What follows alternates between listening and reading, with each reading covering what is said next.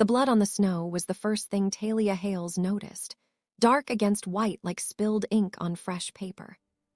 She had been walking the back route to Seoul General Hospital, cutting through the small park that nobody used this late at night, when she saw the trail. Her breath formed clouds in the freezing air as she stood frozen, her cleaning supplies bag heavy on her shoulder. Every instinct told her to keep walking. Poor women who worked night shifts didn't have the luxury of getting involved in things that might be dangerous. But then she saw him. A man lay crumpled against a bench, his expensive coat dark with moisture that might have been melting snow, or might have been something worse. His face was turned away from her, but she could see he wasn't moving. "Sir," Talia's voice came out smaller than she intended. She took a step closer, her worn boots crunching in the snow. "Sir, are you all right?" No response. She should call someone. The police, an ambulance, anyone. But her phone was ancient, barely holding a charge, and she was already running late for her shift. If she didn't clock in within the next 15 minutes, she'd lose this job too, and she couldn't afford that. Not with her mother's medications, not with the rent due in 3 days. Talia started to turn away, shame burning in her chest even as she did it. Then the man groaned. The sound was so faint she almost missed it, but it pulled her back like a hook. She dropped her bag and rushed to his side, her knees hitting the cold ground hard enough to hurt. Up close, she could see he was younger than she'd thought, maybe early 30s, with the kind of face that belonged on billboards. Even unconscious and injured, he looked like he'd stepped out of a different world from hers. "Hey, can you hear me?" She touched his shoulder gently, then with more pressure. His coat was wet, and when she pulled her hand back, her fingers were red. Blood, he was bleeding. Oh God," Talia muttered, her hands shaking as she fumbled for her phone. But when she tried to unlock it, the screen stayed black. Dead. Of course it was dead. The man's eyes fluttered open, unfocused and dark. He tried to say something, but the words came out garbled, meaningless. "Don't talk, just stay awake," Talia said, surprised by the firmness in her own voice. She looked around desperately. The park was empty, the street beyond it quiet. The hospital was only 3 blocks away, but she couldn't leave him here. What if he died while she was gone? She made a decision. "I'm going to help you up," she told him, sliding her arm under his shoulders. He was heavier than he looked, solid muscle under that expensive coat. "Come on, work with me here." Getting him to his feet was like trying to lift a bag of cement, but somehow she managed it. He leaned against her heavily, his breath coming in short gasps. Blood dripped onto the snow as they moved, leaving a trail behind them. "Just a few blocks," Talia panted, adjusting her grip. "The hospital is just a few blocks." He mumbled something in Korean that she didn't understand. Her own Korean was basic at best, learned from 3 years of cleaning in this country, just enough to understand instructions and say polite phrases. She responded in English, hoping he understood. "Stay with me, okay? Don't you dare pass out." Each step felt like a mile. The man's weight seemed to increase with every passing second, and Talia's thin coat did nothing against the wind that cut through her like knives. Her arms burned, her back screamed in protest, but she kept moving. She had to. By the time the hospital's lights came into view, tears were streaming down Talia's face, freezing on her cheeks. She was going to be so late, so impossibly late, but at least this man would be alive. The emergency entrance doors slid open with a mechanical hiss, and suddenly there were people everywhere, nurses and security guards rushing forward. Hands took the weight from her, voices asked questions she barely heard. "I found him in the park," she managed to say, her voice hoarse. "He's bleeding. I don't know what happened." A nurse was checking his vitals, barking orders. Another was asking Talia her name, her relationship to the patient, if she knew what had happened. She answered mechanically, her eyes still on the man as they loaded him onto a gurney. His eyes opened one more time, finding hers across the chaos. For just a moment, their gazes locked, and Talia saw something flicker there. Recognition, gratitude. Then his eyes closed again, and they were wheeling him away, deeper into the hospital. "Miss Hales." Talia turned to find a security guard looking at her with concern. "You're hurt, too." She looked down at herself, seeing for the first time how much blood had transferred onto her coat and clothes. "No, it's his. I'm fine." "You should still get checked out." "I need to get to work," Talia said, suddenly remembering. She looked at the clock on the wall and her heart sank. 40 minutes late. She was so fired. The security guard followed her gaze. "You work here." "Night cleaning staff, 4th floor." She picked up her bag, which someone had brought in from outside. "I have to go. I have to at least try." She didn't wait for his response, just turned and hurried toward the service elevator that staff used. Her reflection in the metal doors showed a disaster. Blood-stained coat, hair falling out of its bun, face streaked with tears and grime. She looked exactly like what she was. Someone who didn't belong in a place this clean and bright. The 4th floor was quiet when she arrived. Most of the administrative offices already empty for the night. Talia went straight to the cleaning supply closet, hopping to change into her work uniform before anyone saw her. But as she rounded the corner, she nearly collided with Ms. Park, the night shift supervisor. "Hales," Ms. Park's voice was ice. "You're almost an hour late." "I'm sorry, I can explain." "I don't want to hear it." The older woman crossed her arms, her expression hard. "This is the 3rd time this month. We have standards here." "Someone was hurt. I had to help them." "And that's admirable, but it's not our problem. Seoul General Hospital cannot employ people who can't manage to arrive on time." Ms. Park pulled out a folder from under her arm. "This is your termination paperwork. Human Resources will process your final payment by the end of the week." The words hit Talia like physical blows. "Please, Ms. Park, I need this job. My mother, she's sick, and the medications are so expensive." "I'm sorry about your mother, but that's not the hospital's responsibility. You should have thought about that before deciding to play hero." Ms. Park held out the folder. "Sign the forms. Security will escort you out." Talia's hands shook as she took the papers. The words blurred together, meaningless. All she could think about was telling her mother they'd lost another income source. About the eviction notice they'd probably get next week. About how stupid she'd been to help a stranger when her own family was drowning. She signed her name in numb silence. The security guard who escorted her out was kind enough not to make conversation. Talia walked through the hospital's bright corridors one last time, still wearing her blood-stained coat, carrying her bag of cleaning supplies she'd never use here again. As they passed through the main lobby, she saw a cluster of people in expensive suits and white coats gathered near the administration wing, their faces serious. She caught fragments of conversation. "The owner. Stable now, but..." As if that woman hadn't found him. Talia didn't slow down. It didn't matter. Whatever drama was unfolding in the upper levels of hospital politics had nothing to do with her. She was just the cleaning woman who'd gotten fired for being late. The cold hit her like a wall when she stepped outside. The snow had started again, gentle flakes that landed on her face and melted instantly. Talia stood there for a moment, trying to figure out what to do next. It was too late to look for another job tonight, too cold to do anything but go home. Home, to their tiny apartment in the immigrant neighborhood, where the heat barely worked and the walls were so thin you could hear every argument in the building. Where her mother would be waiting, hopping Talia had good news for once. The walk back took forever. Her feet felt like blocks of ice in her worn boots, and the wind seemed determined to cut straight through to her bones.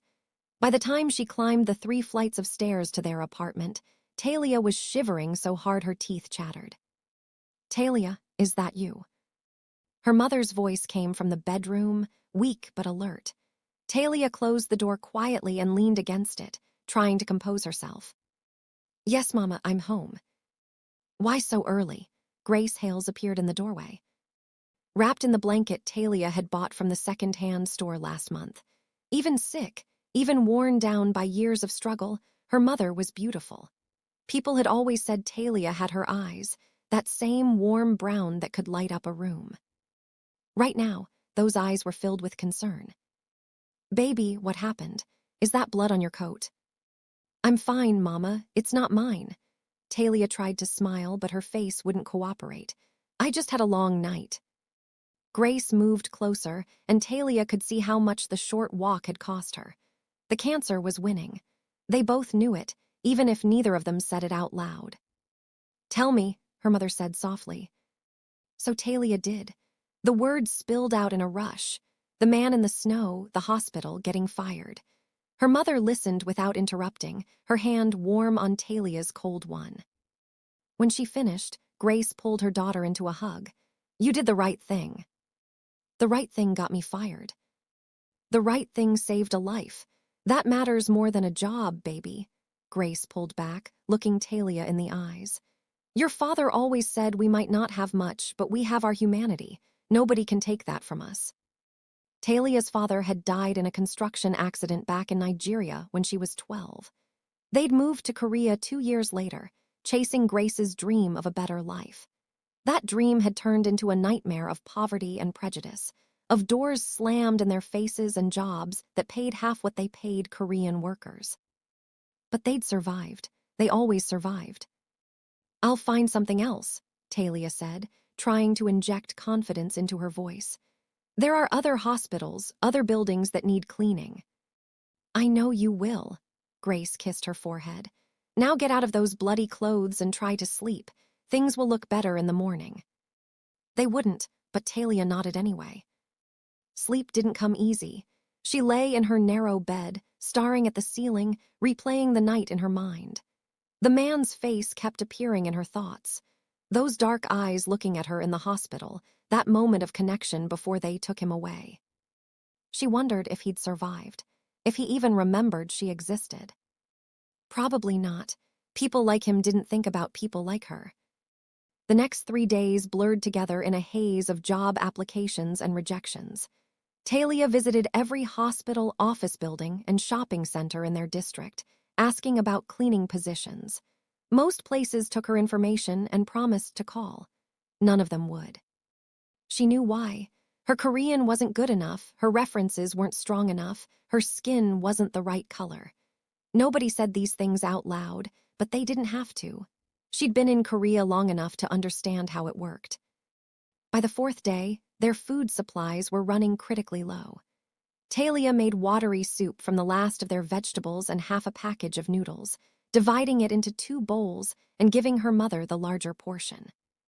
"You need to eat more than this," Grace protested weakly. "I had a big lunch," Talia lied. She hadn't eaten since yesterday morning. After her mother went to bed, Talia sat at their small table and counted their remaining money. 30,000 won. Less than $30. The rent was due in 2 days, and they still needed money for her mother's medications. She put her head down on the table and let herself cry. Not for long, just a few minutes of letting the despair wash over her. Then she wiped her face, straightened her spine, and started planning. She could pawn her laptop. It was old, but it might bring in enough for the medications. The rent would have to wait. Maybe she could talk to their landlord, beg for an extension. A knock on the door made her jump. It was almost midnight. Nobody knocked on their door this late unless it was trouble. Talia approached cautiously. "Who is it?" "Seoul General Hospital Administration. We need to speak with Ms. Talia Hales." Her heart stopped. Had something gone wrong with her termination paperwork? Were they accusing her of something? She opened the door slowly. 2 men stood in the hallway, both wearing expensive suits that looked completely out of place in this rundown building. One was older, maybe in his 50s, with gray hair and glasses. The other was younger, broad-shouldered, with the look of a bodyguard. "Ms. Hales?" the older man asked in accented English. "Yes." "My name is Mr. Cho. I'm the Chief Administrative Officer of Seoul General Hospital. May we come in?" Talia glanced back at the apartment, embarrassed by its shabby state, but she could hardly turn them away. "Of course." They entered, both men's eyes taking in the tiny space, the worn furniture, the obvious poverty. Talia felt her face burn with shame. "Please sit down," she said, gesturing to their only couch. "Can I offer you tea?" "No, thank you. This won't take long." Mr. Cho sat, pulling a briefcase onto his lap. Ms. Hales, I'm here about the incident 4 nights ago. The man you brought to our emergency room. Talia's stomach clenched. Is he all right? Did something happen? He's fine, thanks to you. Mr. Cho opened his briefcase and removed a document. What I'm about to tell you is highly confidential. The man you saved is Dr. Lee Min-ho. He's the owner and chief surgeon of Seoul General Hospital. The words didn't make sense at first. Talia stared at him, trying to process. The owner. Yes, Dr. Lee inherited the hospital from his father 3 years ago. He's one of the most prominent medical professionals in Korea. Mr. Cho's expression was grave. He was attacked that night leaving a late meeting. The assailants fled when they heard someone coming, leaving him to die in the snow. Oh my God. If you hadn't found him when you did, he would have bled out. The doctors estimate he had less than 30 minutes left. Mr. Cho paused. Dr. Lee wants to thank you personally. That's not necessary. I just did what anyone would do.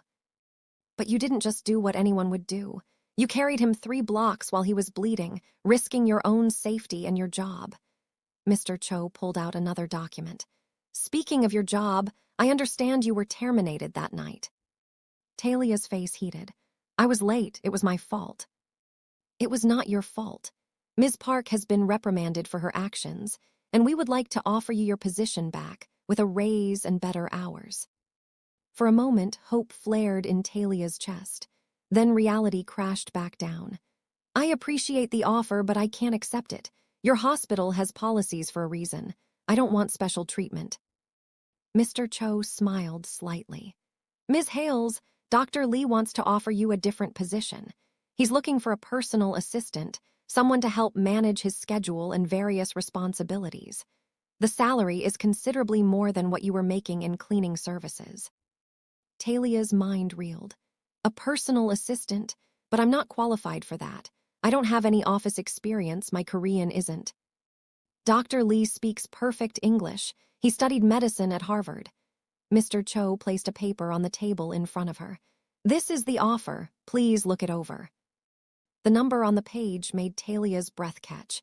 It was more money than she'd seen in her entire life. Enough to pay rent for 6 months. Enough to buy her mother's medications without choosing between food and medicine.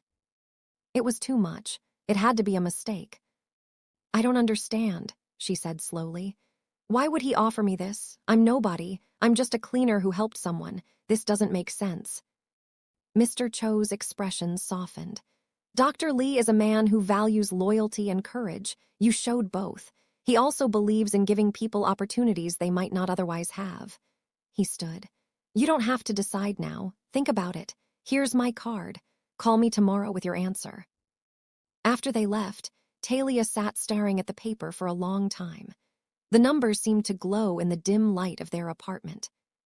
Her mother emerged from the bedroom, wrapped in her blanket. Who was that? Talia told her everything, her words tumbling over each other. Grace listened, her expression growing more astonished with each sentence. This Dr. Lee, Grace said when Talia finished. Tell me about him. I don't know anything about him. I barely saw his face that night. But you felt something when you looked at him. You said your eyes met. Talia thought back to that moment in the hospital. I felt like he saw me, really saw me. Not just another poor immigrant, not just the cleaning lady. Me. Grace was quiet for a long moment. Then she said, Your father used to say that sometimes the universe puts people in our path for a reason. Maybe this is your reason. Or maybe it's a trap.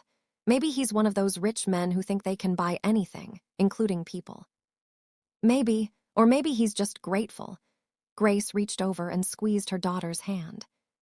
But you'll never know unless you take the chance. That night, Talia dreamed of blood on snow and dark eyes that seemed to look into her soul. She called Mr. Cho the next morning and accepted the position. 3 days later, Talia stood outside Seoul General Hospital in the only professional outfit she owned. A black skirt suit she'd bought second-hand years ago for job interviews. It was slightly too big, and the hem was coming loose on one sleeve, but it was clean and pressed. She felt like she was going to throw up. Mr. Cho met her in the lobby, smiling warmly.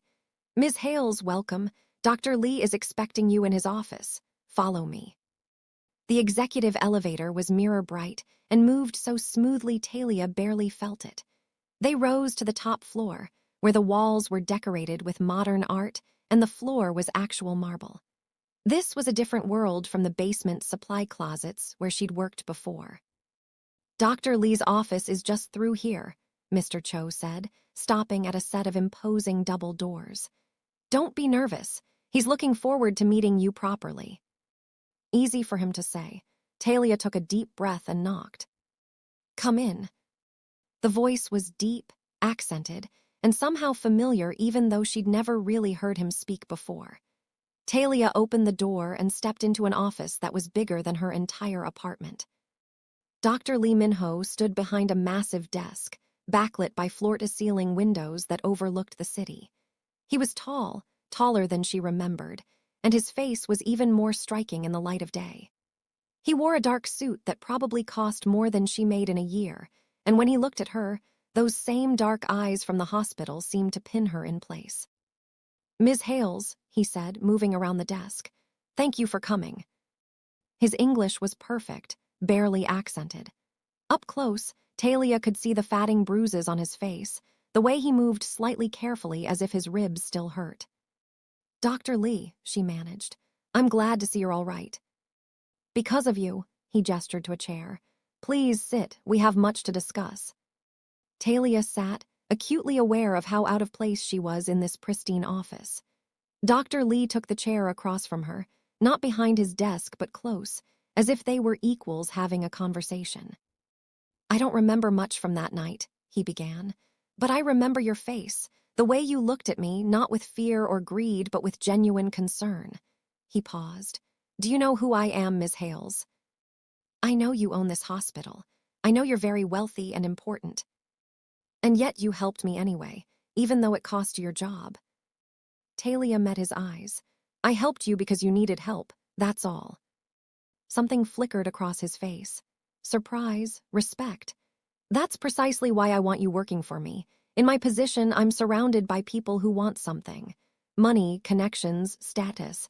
But you didn't want anything except to save a stranger's life. So you're offering me this job out of gratitude." "I'm offering you this job because I need someone I can trust. Someone who won't sell stories to the press, who won't try to manipulate me for their own gain." He leaned forward slightly.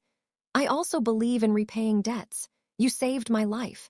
The least I can do is offer you a chance at a better one." It was a pretty speech, but Talia had learned to be skeptical of pretty speeches from rich men.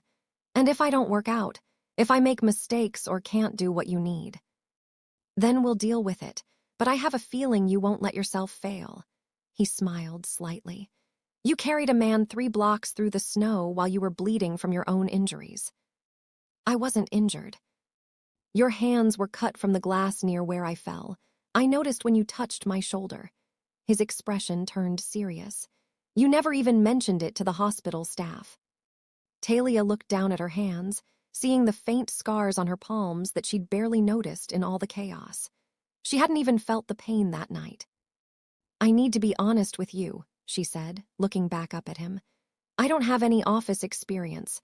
I don't know how to be a personal assistant to someone like you. I'll probably make a lot of mistakes." "Then you'll learn. I'd rather have someone honest and dedicated who makes mistakes than someone polished and dishonest who doesn't." "Why me, really? There must be hundreds of qualified people who would want this job." Dr. Lee was quiet for a long moment. Then he said, "Because when I looked into your eyes that night, I saw someone who understood what it meant to fight for survival. Someone who knew the value of a single life because they've had to fight for their own." He paused. "I've spent my whole life in privilege, Ms. Hales. I've never had to wonder where my next meal was coming from or whether I could afford medical care. But that night, bleeding in the snow, I was just another person who could die. And you treated me like I mattered, not because of who I was, but because I was human." The raw honesty in his voice surprised her. This wasn't what she'd expected from a billionaire hospital owner. "Okay," Talia heard herself say. "I'll take the job, but I need your promise that if I can't do it, you'll tell me honestly. I don't want charity." "You have my word." Dr. Lee stood and extended his hand. "Welcome to Seoul General Hospital, Ms. Hales." His hand was warm and firm, and when their palms touched, Talia felt something shift in the air between them. A connection, maybe, or just the beginning of something neither of them could have predicted. She had no idea how much her life was about to change. The first week was overwhelming. Talia learned that being Dr. Lee's personal assistant meant managing an impossible schedule of surgeries, board meetings, research presentations, and social obligations. She learned that he survived on 4 hours of sleep and too much coffee, that he was brilliant and demanding and surprisingly kind to his staff. She also learned that he had enemies. It came up in her second week, when Mr. Cho pulled her aside after a particularly tense board meeting. "You need to understand something about Dr. Lee's position," he said quietly. "When he inherited this hospital from his father, there were several board members who felt they deserved it more. They've been trying to undermine him ever since." "Why are you telling me this?" "Because you need to be careful. The attack that night wasn't random. Someone wants him gone." The thought sent chills down Talia's spine. "Does he know?" "He suspects. The police are investigating, but these things take time." Mr. Cho's expression was grave. "Watch his back, Ms. Hales. He trusts you, which means I trust you. Don't let him down." That night, Talia stayed late helping Dr. Lee prepare for a presentation to potential investors. They worked in his office, the city lights glittering below them, going over charts and statistics until her eyes blurred. "Go home," Dr. Lee said finally, noticing her yawn. "You've done enough for today." "I need to finish the investor packets." "They can wait until tomorrow." He stood, stretching, and Talia noticed him wince. "I'll call my driver to take you home." "I can take the bus." "At midnight, in that neighborhood," he shook his head. "My driver will take you. That's not a request, Ms. Hales." She wanted to argue, but the truth was she was exhausted, and the thought of the long bus ride was daunting. "Thank you." In the car, she leaned her head against the window and watched the city pass by. The driver was professional and silent, which suited her mood. She thought about everything that had changed in 2 weeks. The steady paycheck, the ability to buy her mother's medications without panic, the knowledge that they wouldn't be evicted. But she also thought about the weight of responsibility settling on her shoulders. Dr. Lee was depending on her, and she couldn't shake the feeling that she was in over her head. When she got home, her mother was still awake, sitting at the kitchen table with a cup of tea.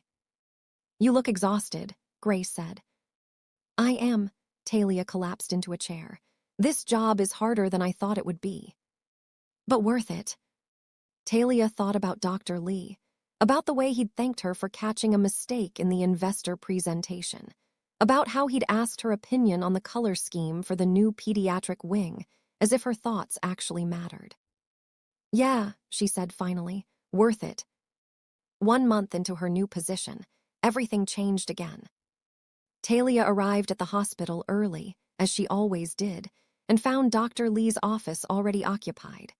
Not by him, but by a woman in her 60s wearing designer clothes and an expression of cold disdain. "Who are you?" the woman demanded in Korean. "I'm Dr. Lee's assistant," Talia replied in halting Korean, then switched to English. "Can I help you?" The woman's lip curled. "You speak English, of course." "You're the African girl Minho hired." The way she said African girl made it sound like an insult. Talia straightened her spine. "My name is Talia Hales, and you are?" "I'm Dr. Lee's mother, and I want to know what kind of game you're playing with my son." Before Talia could respond, Dr. Lee himself walked in. His face went carefully blank when he saw his mother. "Ms. Hales, could you give us a moment?" Talia fled gratefully, closing the door behind her. But the office walls weren't thick enough to completely block sound, and she couldn't help overhearing pieces of the argument that followed. "It's inappropriate, someone with her background." "Saved my life, mother." "Trying to trap you, these immigrant girls." Talia felt sick. She sat at her desk outside the office, pretending to work while shame burned through her. Was that what people thought? That she was some kind of opportunist trying to seduce her way into wealth? When Dr. Lee's mother finally left, She walked past Talia without a glance, as if she didn't exist. Dr. Lee emerged a moment later, his face tight with anger. "Ms. Hales, I apologize for that. My mother has very traditional views. She thinks I'm trying to trap you." "My mother thinks everyone is trying to trap me. It's not personal." But it felt personal. It felt like every other time someone had looked at Talia and seen only her poverty, her nationality, her skin color. "Maybe this was a mistake," Talia said quietly. "Maybe you should hire someone more appropriate." "Absolutely not." Dr. Lee's voice was firm. "You earned this position. What my mother thinks is irrelevant." "But—" "Ms. Hales, look at me." She did, reluctantly. His dark eyes were intense. "I chose you because you're competent, honest, and hardworking, not because of what you look like or where you're from. Anyone who suggests otherwise is wrong, including my mother." The fierce protectiveness in his voice surprised her. "Okay. Good. Now we have a meeting with the cardiology department in 20 minutes. Are the reports ready?" They fell back into work, but something had shifted. Talia felt the weight of being watched now, judged by people who thought she didn't belong in Dr. Lee's world. The truth was she didn't, and they both knew it. 2 months passed. The job got easier as Talia learned the rhythms of Dr. Lee's schedule, the nuances of hospital politics, the names and faces of important people. She got better at Korean, picking up medical terminology and business phrases. She started to feel almost competent. Her relationship with Dr. Lee evolved too. They fell into an easy rapport, finishing each other's sentences during meetings, communicating with glances across conference rooms. He trusted her with more responsibility, asking her to sit in on important discussions and contribute ideas. Sometimes, late at night when they were working alone, they talked about things beyond business. He told her about medical school, about the pressure of living up to his father's legacy. She told him about Nigeria, about her father's death, about the desperate hope that had brought her family to Korea. "Do you regret coming here?" he asked one night. Talia thought about it. "I regret how hard it's been, but if we hadn't come, my mother might have died years ago. Korea has good medical care, even if we couldn't always afford it. And now? Now we can, because of you." "Because of your own hard work," he corrected. "I just gave you a chance. You're the one who seized it." These moments felt dangerous, intimate, like they were crossing lines that shouldn't be crossed between employer and employee. Then came the night that changed everything. They were working late again, preparing for a crucial board vote about hospital expansion. Dr. Lee wanted to open a free clinic in an underserved immigrant neighborhood, but several board members opposed the plan as financially irresponsible. "They're wrong," Talia said, reviewing the proposal. "Look at these statistics. The community needs this." "I know they need it, but the board only cares about profit margins." "Then we need to show them how it profits the hospital. Good PR, community goodwill, potential research opportunities with underserved populations." Talia was thinking out loud now, ideas flowing. What if we partnered with universities? Medical students could get experience while providing care. Dr. Lee looked at her with something like wonder. "That's brilliant." "It's obvious." "No, it's brilliant because you thought of it and I didn't." He smiled, and Talia's heart did something complicated in her chest. "How did I manage without you?" "Badly, I assume." He laughed, and the sound was warm and genuine. Then his phone rang. The smile faded from his face as he listened. "When? Is he stable? I'll be right there." He hung up and was already grabbing his coat. "Emergency surgery, heart trauma, I need to go." "I'll clear your morning schedule." "Thank you." He paused at the door, looking back at her. "Go home, Talia, get some rest." It was the first time he'd used her first name. The sound of it in his voice made her shiver. After he left, Talia tried to work, but her mind kept wandering. She thought about his hands, how steady they must be when he held a scalpel. She thought about his voice, how it changed when he talked about saving lives. She thought about how dangerously close she was to developing feelings for a man she could never have. Because that was the reality. Dr. Lee Min-ho was one of Korea's most eligible bachelors from one of its most prominent families. She was an immigrant cleaner who'd gotten lucky. They existed in different worlds that had briefly overlapped, but that overlap wouldn't last forever. She needed to remember that. But remembering got harder as weeks turned into months. It got harder when he brought her coffee in the morning just the way she liked it. It got harder when he asked her opinion on personal matters, like whether he should attend his ex-girlfriend's wedding or what color tie to wear to a gala. It got impossible the night of the hospital's annual charity auction. Talia wasn't supposed to attend. It was a black tie event for donors and board members, not staff. But Dr. Lee had insisted she come, claiming he needed her there to take notes and help manage logistics. She'd borrowed a dress from one of the nurses, a simple black gown that was slightly too tight but passable. When she arrived at the hotel ballroom, she felt overwhelmingly out of place among the silk and diamonds and designer labels. Then Dr. Lee saw her. He was across the room talking to a group of investors, but his gaze found her immediately. Something flickered in his eyes, surprise, maybe, or appreciation. He excused himself and walked over, and Talia tried not to notice how devastatingly handsome he looked in his tuxedo. "You came," he said. "You said I had to." "I know, but I thought you might refuse." He smiled slightly. "You clean up well, Ms. Hales." "So do you, Dr. Lee." For a moment, they just looked at each other, and Talia felt the rest of the room fade away. Then someone called his name, and the spell broke. The evening was excruciating. Talia watched from the sidelines as women in expensive gowns flirted with Dr. Lee, touching his arm and laughing at his jokes. She watched him smile politely, making conversation while his eyes occasionally drifted to where she stood. During the auction, a painting came up that Dr. Lee had mentioned wanting months ago. Without thinking, Talia caught the auctioneer's eye and bid on it. The room went silent as people turned to look at the unknown woman daring to bid against Seoul's elite. The price climbed rapidly. Talia bid again, her heart pounding. She couldn't actually afford it, but she wanted to win it for him, wanted to give him something. Going once, going twice. 10 million won. Dr. Lee's voice cut across the room. He was looking at Talia, not the auctioneer. 10 million won for the painting. No one else bid. The gavel fell. After the auction, Dr. Lee found her on the balcony where she'd escaped for air. "You bid on that painting," he said without preamble. "I'm sorry, I shouldn't have. I got caught up in the moment." "Why did you do it?" Talia looked out at the city lights. "Because you wanted it. Because you mentioned it once, months ago, and I remembered." "Talia!" His voice was soft, closer than she'd expected. She turned and found him right behind her, close enough that she could see the flecks of gold in his dark eyes. "What are we doing here?" "I don't know what you mean." "Yes, you do."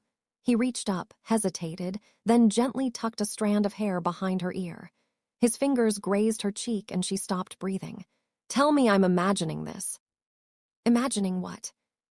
"This thing between us, this feeling that grows stronger every day." His hand cupped her face now, thumb brushing her cheekbone. "Tell me you don't feel it too." Talia wanted to lie. She should lie. But the words that came out were, "I can't tell you that." He leaned in slowly, giving her time to pull away. She didn't. His lips touched hers softly, questioningly. Talia kissed him back, her hands coming up to grip his jacket, pulling him closer. The kiss deepened, and the world tilted on its axis. When they finally broke apart, both breathing hard, Dr. Lee rested his forehead against hers. "This is complicated," he whispered. "I know. My family will have strong opinions." "I know. The hospital board will." "Min-ho," she used his first name deliberately, feeling bold and terrified. "I know all the reasons why this is a bad idea, but I'm tired of pretending I don't have feelings for you." He pulled back to look at her, his eyes searching her face. "This changes everything." "I know that too. You could lose your job." "I've lost jobs before." "Talia, I'm serious. My world is complicated and often cruel. People will judge you, say terrible things. My mother has already said terrible things. Talia managed a shaky smile. I'm not naive, Minho. I know what I'm getting into, or at least I know enough to be terrified. But I also know that I've never felt like this before, and I think you haven't either. He was quiet for a long moment.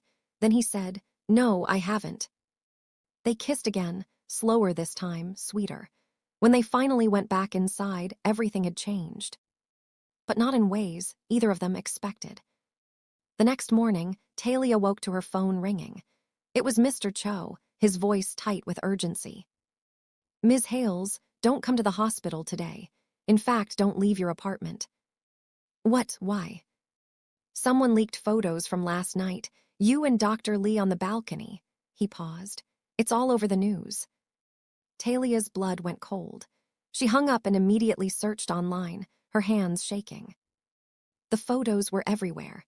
Her and Minho kissing on the balcony, his hand on her face, her arms around him.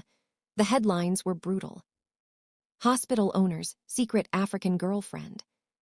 Lee Minho's scandalous new relationship. From cleaner to mistress, the woman who seduced Seoul's most eligible bachelor. The comments were worse. Thousands of people weighing in, most of them vicious.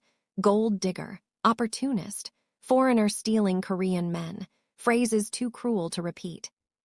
Talia felt like she was drowning. Her mother found her on the floor, phone clutched in her hand, silent tears streaming down her face. Oh, baby, Grace said, kneeling beside her. Oh, my baby girl. I ruined everything, Talia whispered. His reputation, my job, everything. You didn't ruin anything. You just fell in love. Love isn't enough. Look what they're saying about me, about us. Grace pulled her daughter close.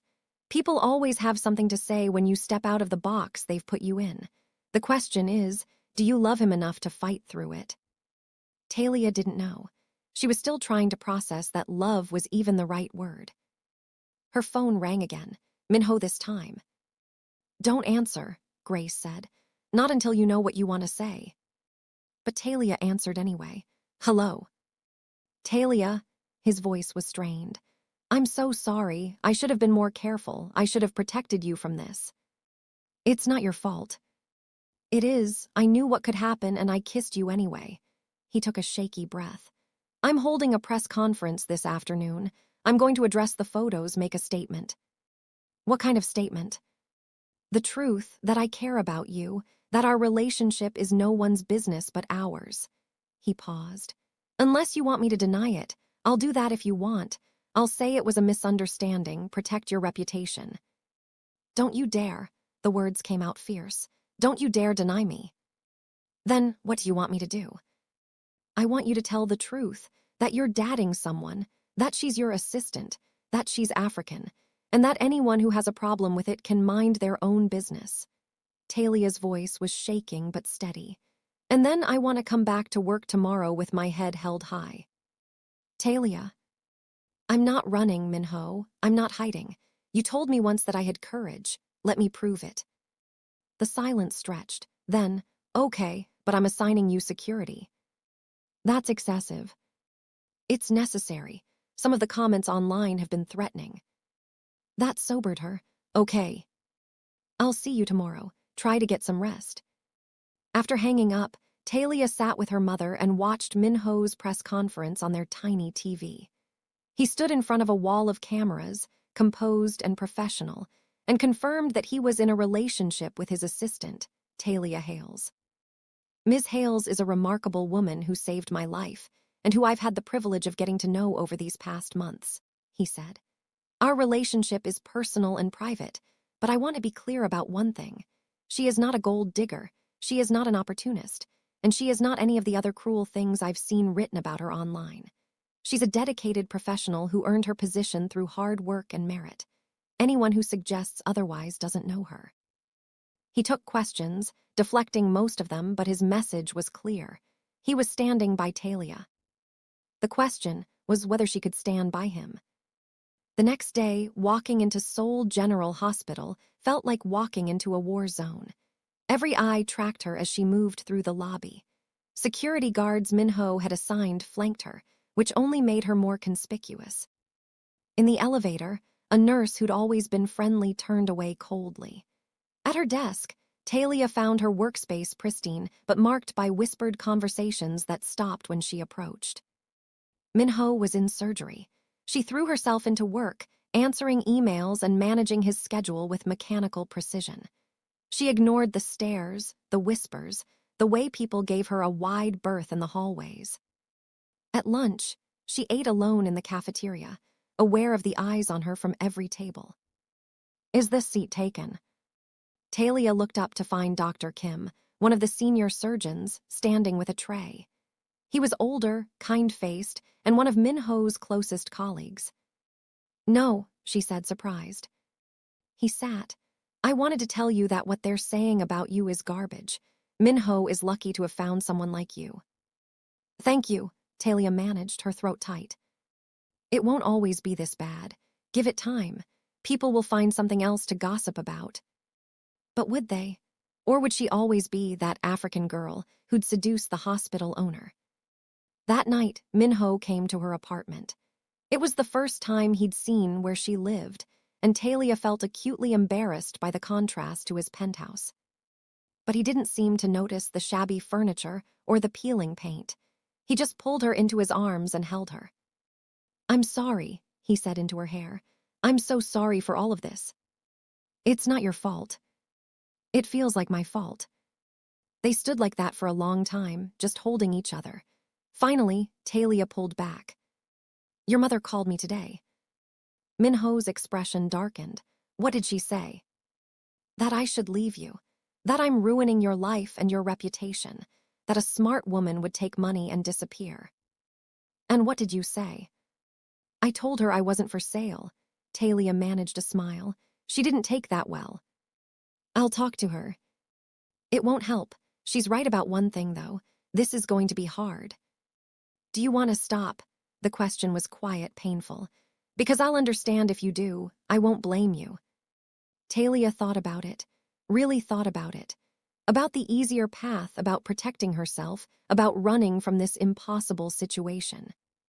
Then she thought about Minho's hands gentle on her face, about his voice when he said her name, about the way he looked at her like she was valuable, like she mattered. "No," she said finally. "I don't want to stop, do you?" "Never." He kissed her then, soft and sweet and full of promise. When they broke apart, Talia felt something shift inside her. Not certainty, the future was too uncertain for that, but determination. If they were going to do this, she was going to fight for it. Weeks passed. The scandal died down gradually, replaced by other news, other scandals. Talia kept working, kept showing up, kept refusing to be ashamed of who she was or who she loved. Yes, loved, because that's what it was, even though they hadn't said the words yet. Minho fought for her too. He shut down cruel comments in meetings, refused to hide their relationship, brought her to hospital events as his official partner. His mother remained hostile, but his father, she learned, had been an immigrant himself once, and he cautiously approved. Then came the day that changed everything one final time. Talia was reviewing surgical schedules when Mr. Cho burst into the office, his face ashen. "We found out who attacked Dr. Lee," he said without preamble. It was Dr. Sung, one of the board members. He thought that with Dr. Lee gone, he could take control of the hospital. Talia felt cold. "Has he been arrested?" "Not yet. The police are building their case. But there's more." Mr. Cho hesitated. "Dr. Sung was also behind your mother's medical issues." "What?" 12 years ago, when your mother first started showing symptoms, she was a patient here. Dr. Sung was her doctor. He misdiagnosed her deliberately, delayed her treatment because she couldn't pay enough. By the time she got to a different doctor, the cancer had spread.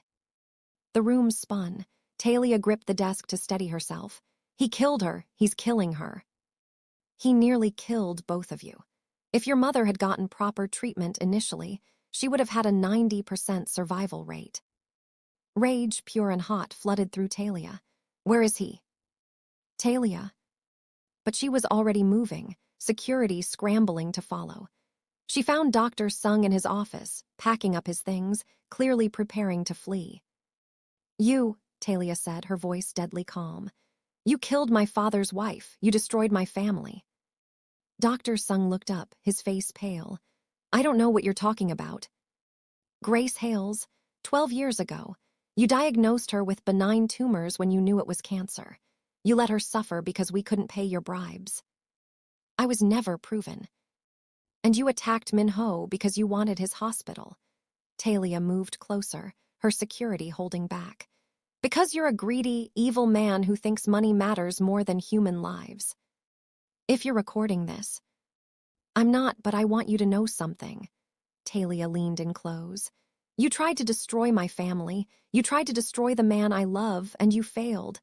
We survived despite you. My mother is still alive. Min Ho is still here, and you're going to prison." Dr. Sung lunged at her, but security grabbed him before he could reach her.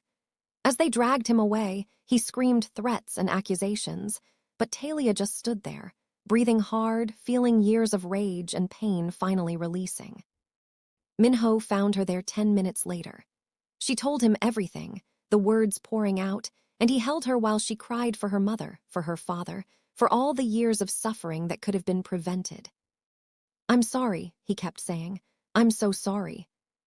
It's not your fault. This hospital employed him. My father trusted him. That makes it partially my responsibility. Then make it right. Fire everyone who was complicit. Change the policies that let someone like him thrive." "I will," Min Ho promised, "starting now."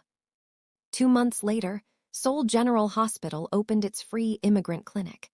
Talia stood beside Min Ho at the ribbon-cutting ceremony, watching as families who looked like hers filed through the doors to receive care they couldn't otherwise afford. "Your mother should be here for this," Min Ho said quietly. "She is," Talia replied. Grace was in the front row, weak but alive, her cancer finally in remission thanks to the cutting-edge treatment Min Ho had arranged. "She's right there." "I meant up here with us." "She doesn't need to be up here. She knows what she means to me." Talia squeezed his hand. "Besides, this isn't about her. It's about all the families like mine who need help." After the ceremony, Min Ho pulled Talia aside to a quiet corridor. "I have something to tell you," he said, and his nervousness made her nervous. "What's wrong?" "Nothing's wrong. Everything is right, actually, which is terrifying." He took her hands in his. "Talia, these past months with you have been the happiest of my life. You've challenged me, supported me, and shown me what real courage looks like." "Min Ho." "Let me finish. I know it's fast. I know we're still figuring things out, but I also know that I love you. I'm in love with you, and I want everyone to know it." Talia's heart was racing. "I love you too." His smile was blinding. "Yeah. Yeah. Even though you're bossy and you work too much, and you never remember to eat lunch. Even though you're stubborn, and you never admit when you're wrong, and you definitely steal my coffee." They were both laughing now, and crying a little too. Min Ho pulled her close and kissed her, and Talia felt everything fall into place. This wasn't the ending. It was just the beginning. But what a beginning it was. 6 months later, Talia stood in Min Ho's penthouse, their penthouse now, and looked out at the city below. So much had changed.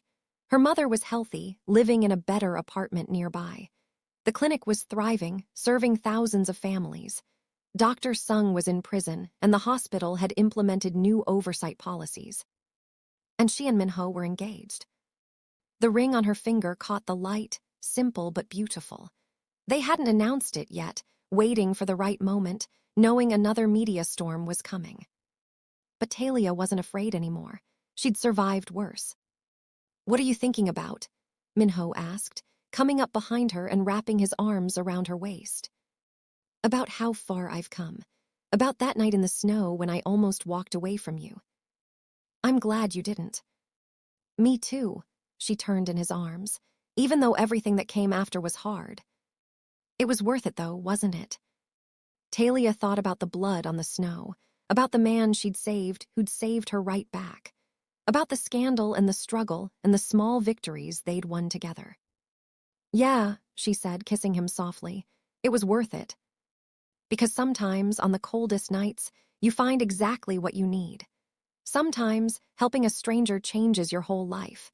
Sometimes, love is worth fighting for, even when the whole world seems against you. And sometimes, the woman who cleaned the hospital at night ends up standing beside the owner, not as his employee or his charity case, but as his equal, his partner, his love. That was worth everything.